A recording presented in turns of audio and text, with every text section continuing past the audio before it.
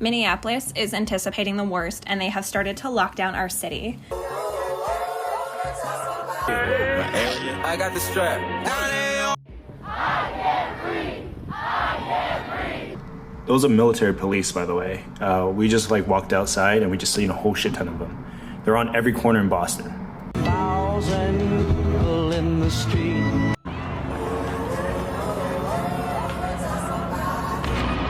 This is America. Don't got you slipping up. Look how I'm living up.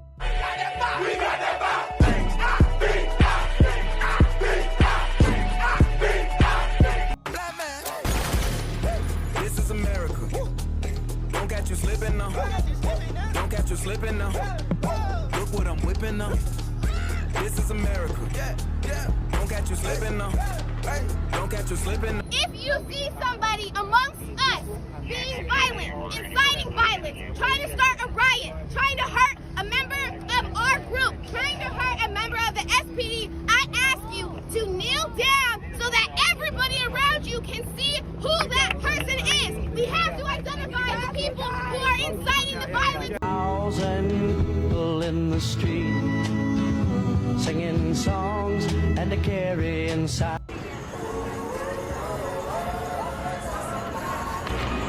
This is America. Don't got you slipping up. Look how I'm living up. Police be tripping up. Yeah, this is America. Look how I'm geeking out. I'm so fitted. I'm a Gucci. I'm so pretty. Isn't it lovely? All alone.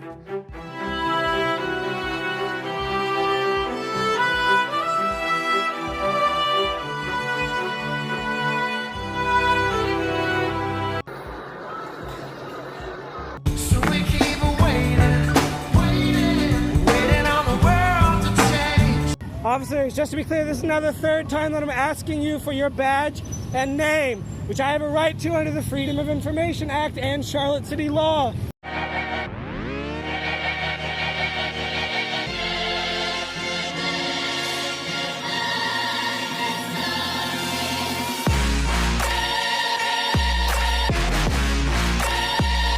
I went to go visit the Capitol Hill Autonomous Zone.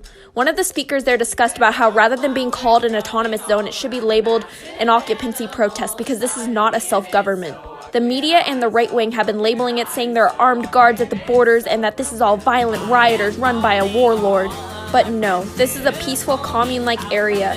This was the polar opposite vibe of what it was when the police and National Guard were there unleashing violence upon peaceful protesters. I was there, I watched it happen. One thing that we have found to combat graffiti is art. This is America. Don't catch you slipping now. Don't catch you slipping now. Look what I'm whipping up. This is America. Black Lives Matter protesters have assembled outside of my apartment window. There's also a police barricade. But you can see that they are demonstrating to the officers that they are here peacefully so that Seattle PD will not tear gas our neighborhood again. What percentage of a population need to take to the streets in protest for a revolution to be successful? Erica Chenoweth, a public policy professor at Harvard, looked into this. And the answer is 3.5%. But in a country the size of the US, 3.5% is 11 million people.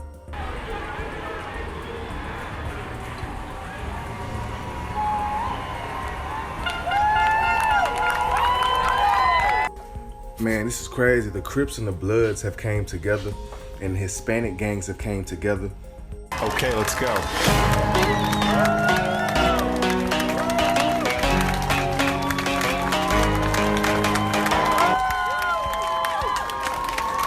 When you have Amish people and people that look like me on the same fucking side, you know you fucked up. Black Lives Matter protest, Juneau, Alaska.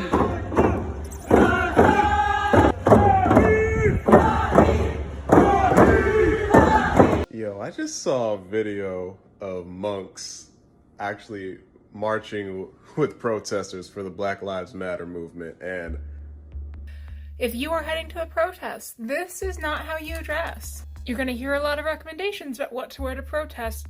This does not apply to white women. Instead, it is your job to dress like you are going to church, to a job interview, to go visit your grandmother. While you may get hurt, cops really don't like beating white women publicly.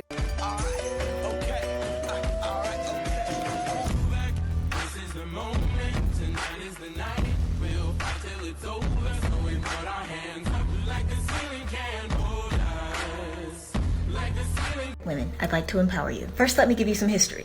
There was a time when men could legally beat their wives. There was a time when women couldn't vote. The feminist movement was not always inclusive of women of color. You all had some rights at a time we didn't have them. Now let's come present day. Census.gov says that America is 50% female and 70% white. If we guess 30% of that 70% is white female, and add that 30% to the 30% of America that's a discriminated against population, we have a 60% majority. White women on the side of justice for the minorities is the strongest voice in America. But not all white women use their voice that way, like Central Park Amy. I know some of you hate to hear her called a Karen, but think of this. Instead of calling all white women bad, we call someone a Karen, because that one white woman is abusing her power. But see, I am clearly not bothering anyone. I'm clearly sitting here doing work. So this is a precursor to you calling the cops. This is it.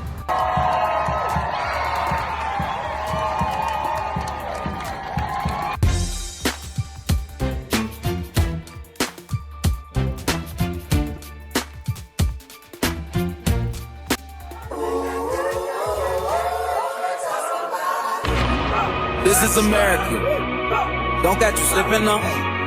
Look how I'm living up. Police be tripping up.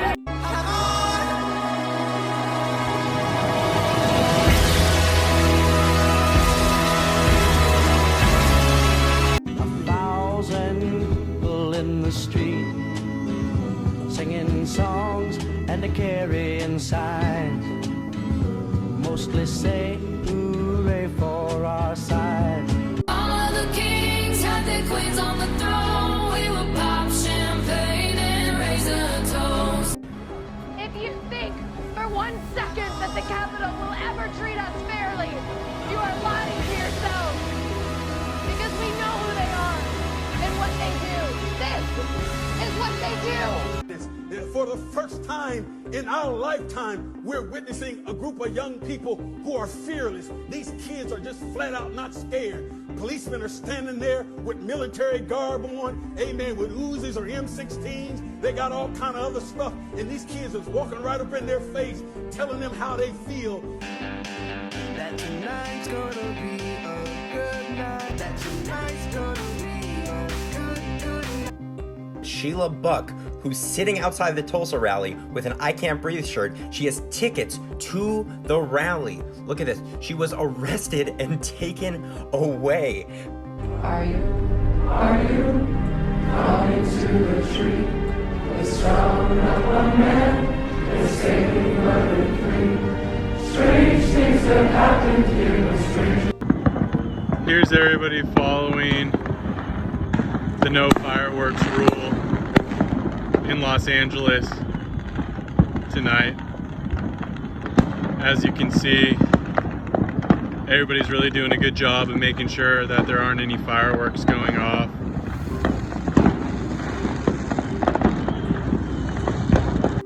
Are you coming to the tree? The strong of one man, escaping murdered free. Strange things have happened here, the strange. Hey, Senator, why is it important for you to be out here today? We need a voice against racism. We need many voices against racism and against brutality. We need to stand up and say that Black Lives Matter.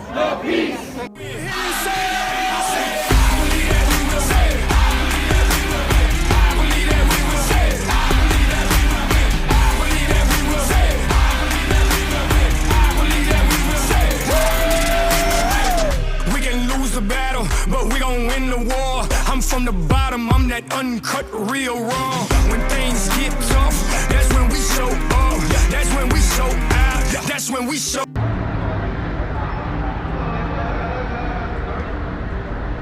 What has all this protesting accomplished? Within 10 days, Minneapolis bans the use of chokeholds. Charges are upgraded on Derek Chauvin, and the other officers are now charged.